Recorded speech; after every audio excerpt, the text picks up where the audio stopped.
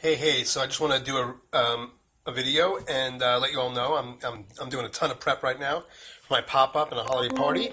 But just to give you a little clue as to like what's going on here and what you can do really easily. What is this? This is broccoli. I cut it up. I diced it up on my cutting board. I'm adding diced onions.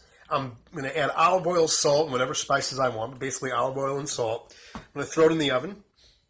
It's going to be I have the oven at 405. It'll probably be in there for 20 minutes. You'll have a nice, crispy, delicious, oniony broccoli. Usually I'll do cauliflower with that. Cauliflower has been a big thing lately at the, actually it comes from, I think the first chef to actually make it a thing was from Israel. But regardless, it's cauliflower, like, right? Roasted cauliflower is not a big thing in a lot of restaurants. It's kind of like the next coming of spinach artichoke dip.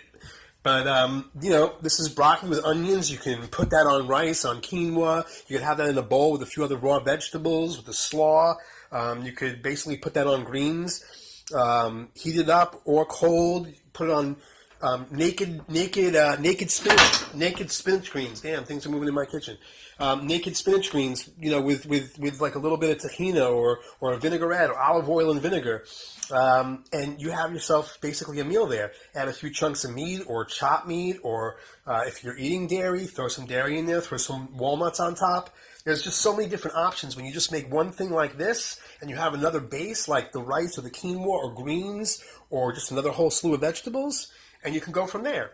And, it could also be pasta. If you're fine with pasta, then go for it, if that's your thing. But if you're trying to stay away from sugars and carbs and things like that, like I pretty much am, although I made like a massive thing of baked ziti like 2 days ago, but I felt it. I felt the ingredients in there were not what they needed to be.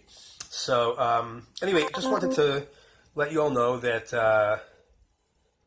it's not so hard to do things like this. Then you can start talking about, like, is the broccoli giving me enough? Do I want organic? Do I want frozen? Do I want fresh? What does it mean?